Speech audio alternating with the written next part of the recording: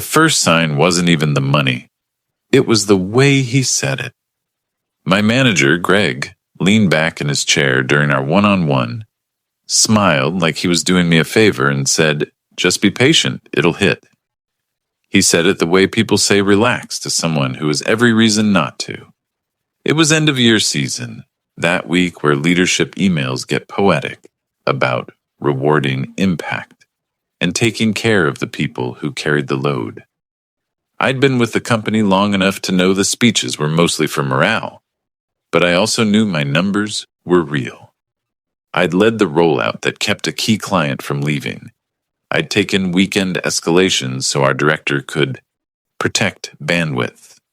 I'd cleaned up a mess I didn't create and still delivered ahead of schedule.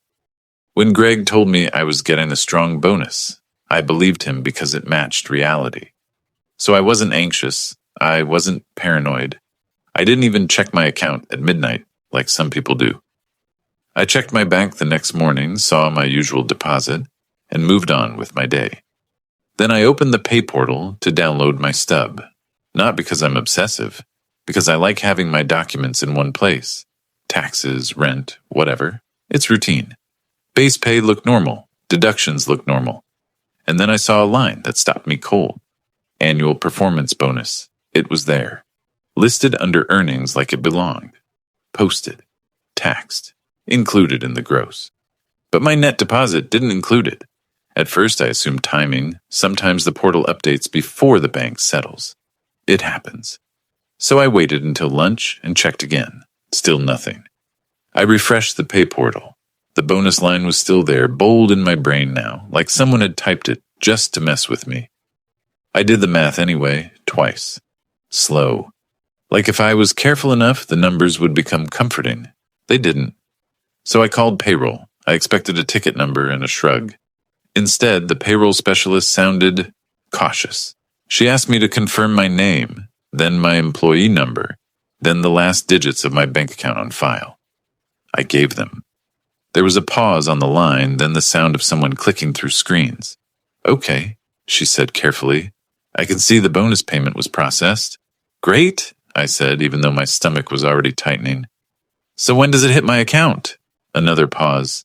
"It shows as paid," she said, and then lowered her voice a fraction, like she was stepping around something sharp. "But the account it was paid to does not match the account you just confirmed." I didn't speak for a second, because I wanted to make sure I heard her correctly. "You're saying it went to the wrong account." "I can't confirm whose account it went to," she said quickly, like she'd been trained for this moment. "But yes, it was not sent to the account you verified." My first instinct was to laugh. Not because it was funny, because it was absurd. A bonus isn't a coffee reimbursement. It's not a typo you wave away with a smile. It's real money. And it had just been sent somewhere else like it was nothing. "Can you reverse it?" I asked. She hesitated. "For one-time payments, reversal depends on how it was submitted. We'll need the compensation submission details. That typically comes from your manager." Of course it did. Of course the fix required the one person who had already told me to be patient. I thanked her, ended the call, and sat there staring at my screen, watching my inbox like it might blink and confess. Then I messaged Greg.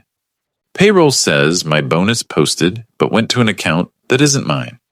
They need the submission details from you to correct it."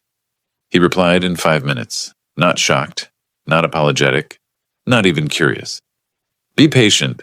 Payroll always sorts it out." That's when the first real chill hit me. Because if your employee tells you their bonus went to the wrong account, you don't respond like they're complaining about a delayed package. Unless you already know where it went. I didn't accuse him. Not yet. I just opened a blank document and started writing down everything. Dates, times, what was said, who said it. Because I've learned something in corporate life the hard way. If something feels wrong, the first person who loses control is the one who speaks without evidence, and I wasn't going to be that person. That night, I logged into the HR portal again, not to recheck the bonus line, but to look at details I'd never cared about before. My employee profile, my direct deposit information, my employee ID. I memorized the last digits like it was a license plate after an accident. Because the next morning, I wasn't going to ask Greg to be patient. I was going to ask him something much simpler. How exactly does my bonus end up under someone else's employee ID? And more importantly, why was he so calm about it? The next morning, I didn't walk in angry. I walked in organized. I'd slept maybe 4 hours, but not because I was spiraling. I was running the situation through the way I run a production incident.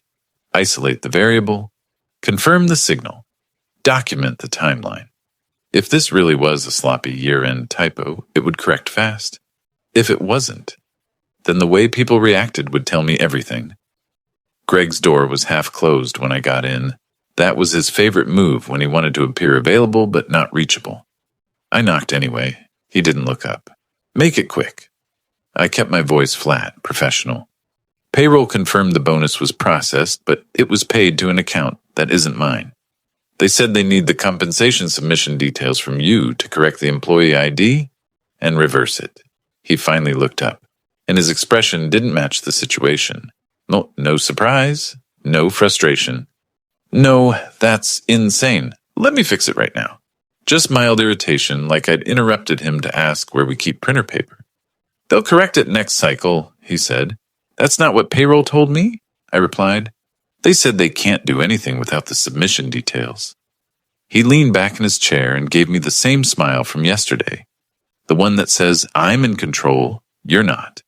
You're getting worked up, he said. That sentence did something to me. Not rage, not panic, clarity, because that wasn't a manager solving a problem. That was a manager trying to manage my reaction. I'm not worked up, I said.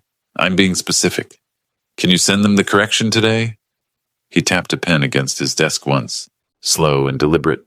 Be patient, he said again. Comp submissions are messy at year-end. IDs get mistyped. It happens. If he'd stopped at, it happens, I might have still believed the innocent version. But then he added, we don't want to create noise. Noise. That was new, and it was telling.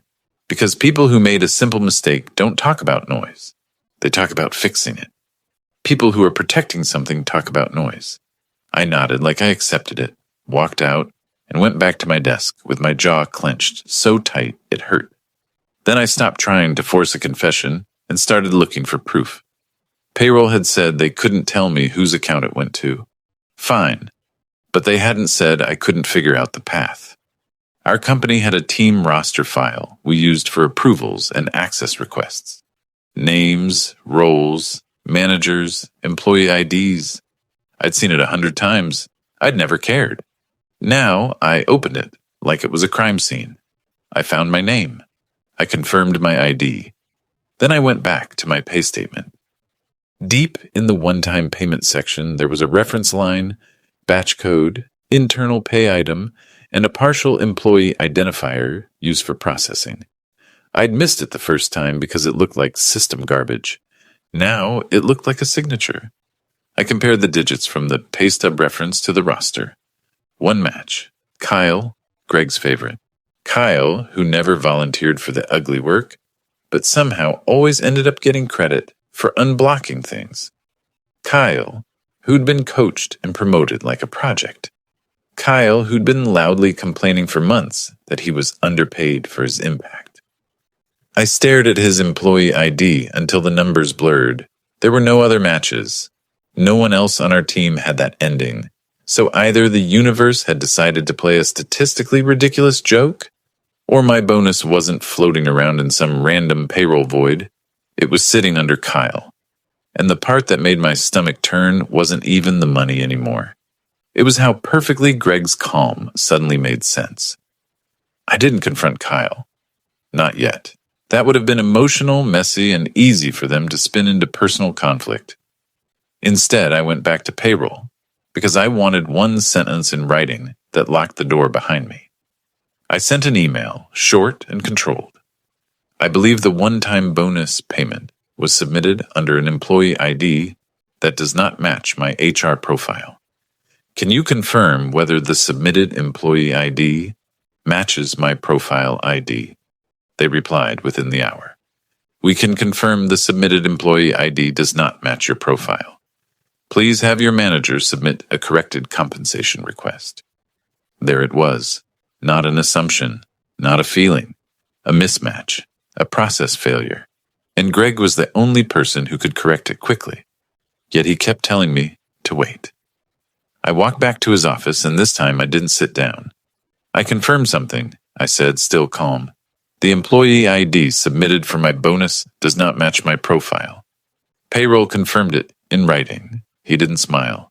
His eyes narrowed just slightly. Where are you getting that information? He asked. From payroll and our roster, I said. I'm asking you once. Are you submitting the correction today, or do I need to escalate it through HR services and internal controls? The word controls landed hard. You could see it. He opened his mouth, then closed it, then forced the smile back on like a mask. Be patient, he said, slower now. I'll handle it. I held his gaze. Put that in an email, I said, with a date. His smile twitched. You don't trust me? I didn't answer the question the way he wanted. I trust the process, I said. Right now, it's broken. He stared at me for a second too long, then waved his hand like he was dismissing a meeting. Go do your job, he said. I walked out, and for the first time I didn't feel nervous. I felt focused. Because now I had three things. A pay statement showing the bonus, a payroll confirmation that my ID didn't match the submission, and a manager whose first instinct wasn't to fix it, but to calm me down. And I didn't know it yet. But the moment I mentioned escalation, something in the company shifted, not loudly, not dramatically, just enough that I could feel the air change. By the end of that day, Greg still hadn't sent a single email.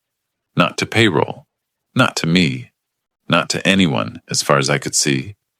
Just, I'll handle it. Spoken out loud with no paper trail. Like he understood something most employees don't learn until it's too late. If it isn't written down, it didn't happen. So I created my own paper trail. I forwarded payroll's confirmation to myself, saved the pay statement as a locked PDF, and wrote a timeline with exact timestamps. The first message, the first be patient, the call with payroll, the moment Greg pivoted to don't create noise. Then I sent Greg a calm follow-up email, the kind that reads like professionalism but functions like a pin. Following up on our conversation today, payroll confirmed the submitted employee ID does not match my profile. Please submit the corrected compensation request and confirm when it has been sent so they can process the reversal and issue the payment correctly. No accusations, no names, no emotion, just process. He didn't respond. Hours passed. I watched him on Slack, active, sending messages, reacting to memes in a channel he liked to lurk in. He was available for everything except the one thing that mattered. That was the moment the irritation turned into something heavier. Because I realized I wasn't dealing with a mistake.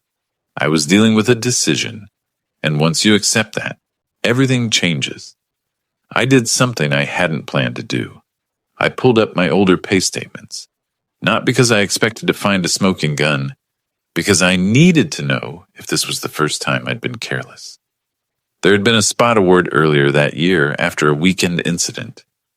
I remembered it because Greg had mentioned it in passing, like he was generous with other people's budgets. It'll show up, he'd said back then. Give it a cycle. I had believed him.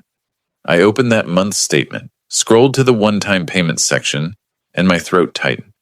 There was a line item there too. A smaller award processed months ago marked as paid. I never received it. I hadn't noticed because it was small enough to disappear under taxes and normal fluctuations. I'd looked at the deposit, assumed it was fine, moved on. Now staring at that line, I felt almost embarrassed. Not because I'd missed it, because someone had counted on me missing it. I checked the reference code, same kind of batch marker, same processing format. And the partial employee identifier at the end, it wasn't mine. My hands didn't shake. My breathing didn't speed up. It was worse than that. I felt calm. The kind of calm you get when your brain finally stops arguing with reality. I didn't know it yet, but that decision to be patient months ago had cost me twice. I didn't storm into Greg's office. I didn't confront Kyle. I didn't go to my director with a dramatic story. I did the most boring thing in the world. I built a case. I printed both pay statements and highlighted the one-time payment lines. I attached payroll's email confirming the mismatch. I screenshot my HR profile page showing my correct employee ID. I screenshot the roster showing Kyle's matching digits. Then I called HR Shared Services and asked a simple question in a neutral tone. What is the documented process when a manager submits a one-time payment under the wrong employee ID and the funds are paid out? The representative didn't sound surprised. That alone told me this happens more than people admit. She explained it like it was a checklist. The manager submits a correction request. Payroll determines whether the funds can be reversed, and if not, they attempt recovery from the recipient account, then issue the correct payment once the error is resolved. I let her finish, then asked the question that mattered. If the manager refuses to submit the correction, what is the escalation path? There was a pause, just long enough to feel like the system deciding how honest it was allowed to be. We can involve your HR business partner, she said carefully. If there's a concern about misallocation, you may also contact internal audit or the ethics channel. Ethics channel. That phrase is corporate for someone might have done something intentional. I thanked her and ended the call. Then I sat there for a full minute, staring at my own timeline, and accepted the thing I'd been trying not to accept. This wasn't a clerical error. If it was a typo, it would have been fixed the first time I asked. If it was accidental, Greg would have wanted an email trail to protect himself. Instead, he wanted silence. Instead, he wanted patience. And the payments weren't just missing now, they'd been missing before. That night, I messaged one person on my team I trusted. Someone careful, someone who didn't gossip. I didn't mention Greg. I didn't mention Kyle. I didn't mention theft. I asked one question like it was casual. Hey, did your year-end bonus hit clean? Like the amount on your pay stub matched the deposit? He replied an hour later. I never checked the stub. Why? And that answer made my stomach drop for a different reason. Because it meant Greg's best weapon wasn't power. It was how little people look. I told him, check, just to be safe. He checked. Then he called me. His voice was tight. Mine shows a one-time payment, but my deposit is short. I thought it was taxes. We didn't talk long. We didn't speculate. We didn't accuse. But when we hung up, I had what I needed. Pattern. Not proof of intent yet, but pattern. So I filed a report through the ethics channel. I wrote it like I was writing a production incident summary. One-time payments listed as paid on pay statements, but not received. Payroll confirmed the submitted employee ID did not match my profile. Manager notified multiple times, refusing to submit correction in writing, potential misallocation of compensation funds. I attached only documents, no opinions, no adjectives. And after I clicked submit, something in me shifted. That night, I stopped trying to solve it with Greg. I stopped chasing his approval, his replies, his calm little phrases. Because I realized the truth. He wasn't delaying because it was complicated. He was delaying because fixing it would expose what he'd done. The next morning, I got an invite on my calendar from a group I'd never met with before. Internal audit. 15 minutes. No agenda. No explanation. Just a subject line that felt like a door unlocking somewhere I couldn't see. And within 10 minutes of that invite landing, Greg appeared at my desk. Too quiet, too controlled, like he'd been alerted before I even opened it. He leaned in and asked, barely moving his lips, "What did you do?" Greg leaned in at my desk like he didn't want anyone to hear him, even though the whole floor could feel the tension coming off him. "What did you do?" he asked. I kept my eyes on my screen for a beat, not out of fear, out of control. If I looked up too fast, he'd read it as panic. If I spoke too fast, he'd frame it as emotion. "I escalated a payroll control issue," I said. "The same one you told me to be patient about." His jaw tightened. "You went around me," he whispered. I went to the process, I replied, because you wouldn't. He stared at me like I'd broken an unwritten rule that employees can complain privately, but they can't document. You're making yourself a problem, he said. That line was supposed to shrink me. It didn't. It clarified the whole game. I'm not a problem, I said quietly. I'm the person who noticed where my pay went. His eyes flicked toward the calendar invite on my screen, then back to me. Cancel it, he said. I finally looked up. No. He straightened, forcing the managerial mask back on. You don't understand what you're doing. These things spiral. People get dragged in. Careers get messy. Then you should have fixed it when it was simple, I said. He held my gaze for a long second, then walked away like he'd decided on a different approach. The audit meeting wasn't dramatic. That was the unsettling part. 2 people from internal audit. Calm voices. Neutral faces. A small conference room with a glass wall and a whiteboard that still had someone's project plan half erased. They didn't ask me how I felt. They didn't ask what I thought. They asked for facts. When did I notice the discrepancy? How did I confirm the bonus was processed? Who did I notify, and when? Did I have written confirmation from payroll about the employee ID mismatch? I handed them everything. Pay statements, the payroll email, my HR profile showing my employee ID, the roster screenshot, my timeline. They didn't react. They just read, nodded, and asked the kind of questions that tell you they already understand the mechanics. Is your manager the person who submits one-time payments for your team? One auditor asked. Yes. Does anyone else have access to submit those requests under his name? Not that I know of. Do you have reason to believe this is isolated to you? I chose my words carefully. I know at least one other person on the team saw a mismatch after I suggested he check. That made them both stop writing for a fraction of a second. Then the other auditor asked a question that made my throat go dry. Have you ever received a one-time payment that you didn't verify against the pay statement? I took a breath. Yes. Earlier in the year, I found a second missing one last night. They exchanged a look. Brief, professional, but loaded, like the shape of the problem had just changed. Thank you, the first auditor said, and his tone didn't shift, but the room did. We're going to expand the scope. And then he added almost casually, for the rest of today, if anyone approaches you about this, keep it factual. Do not speculate. Do not accuse. Let the documentation speak.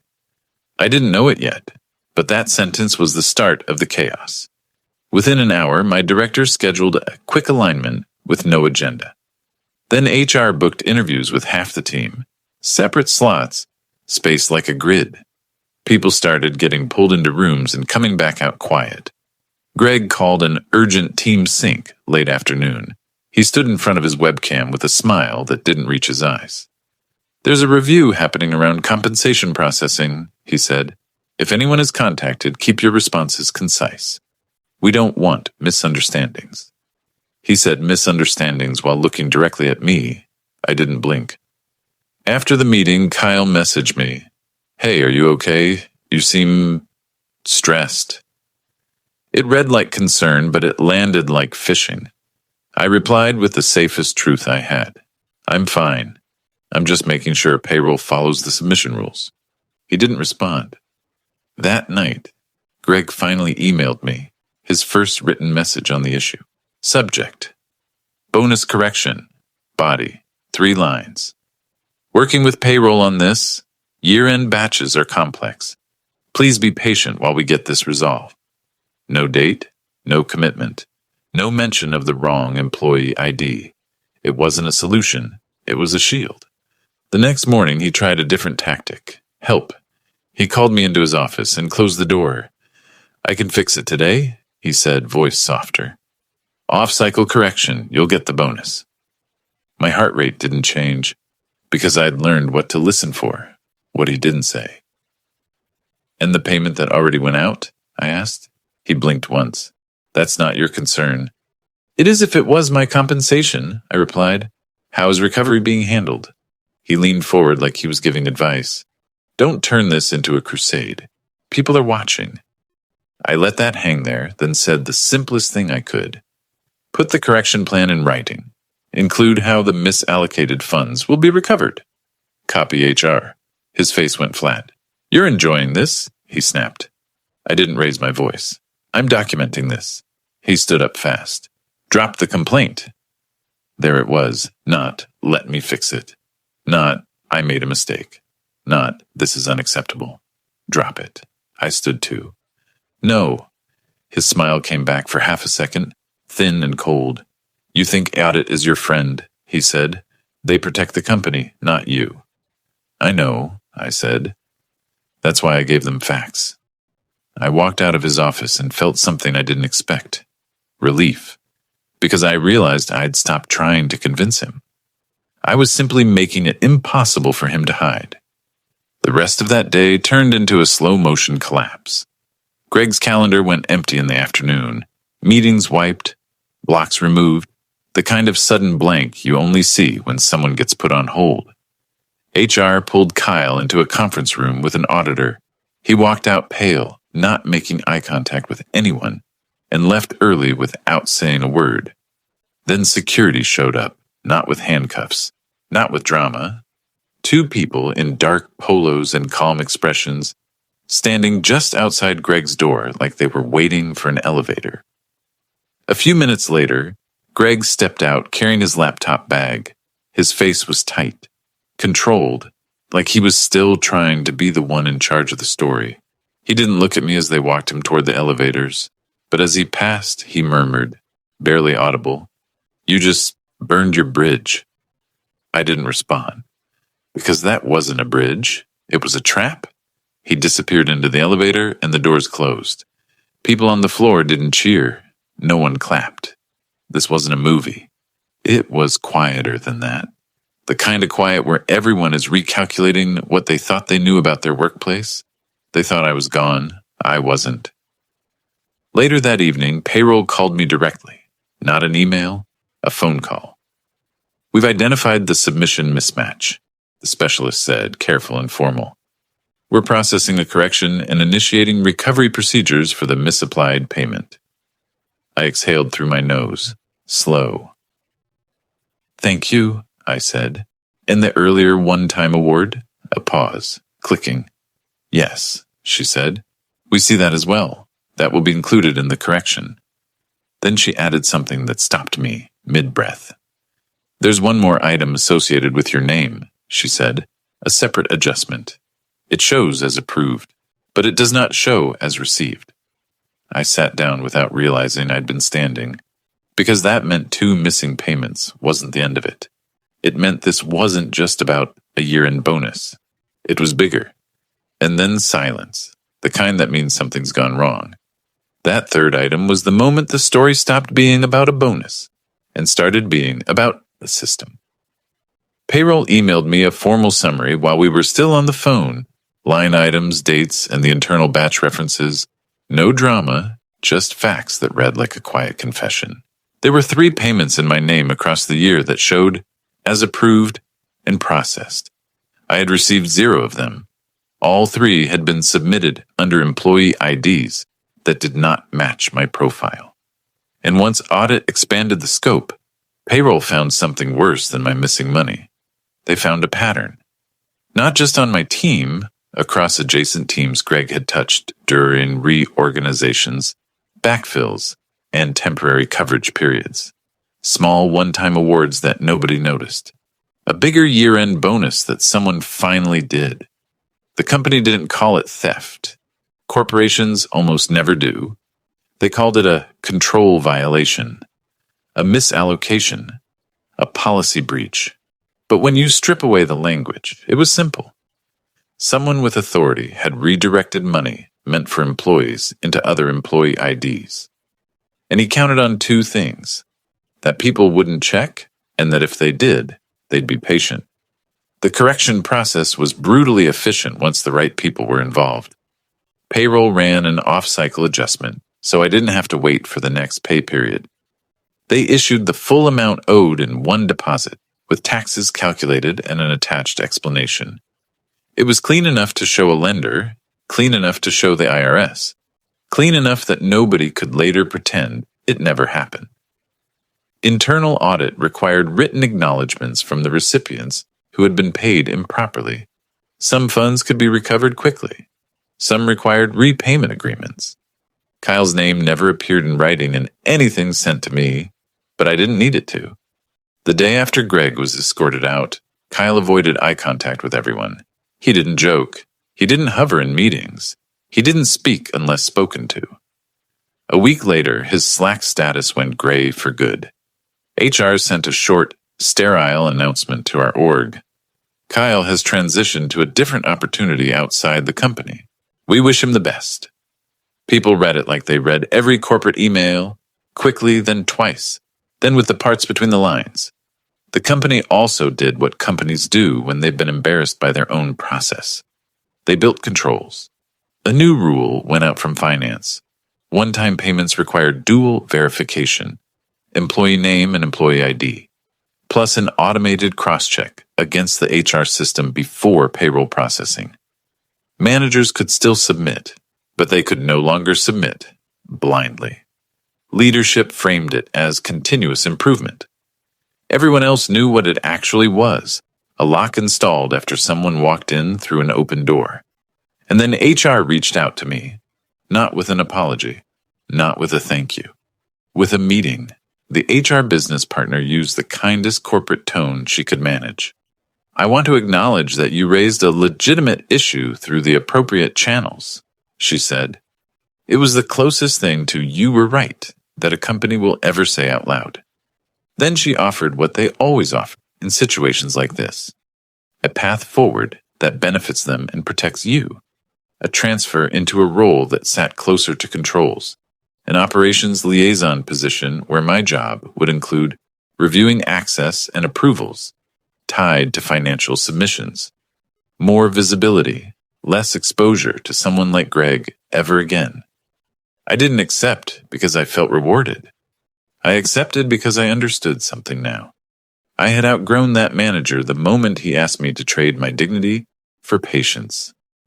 The last conversation I had about it was with my director.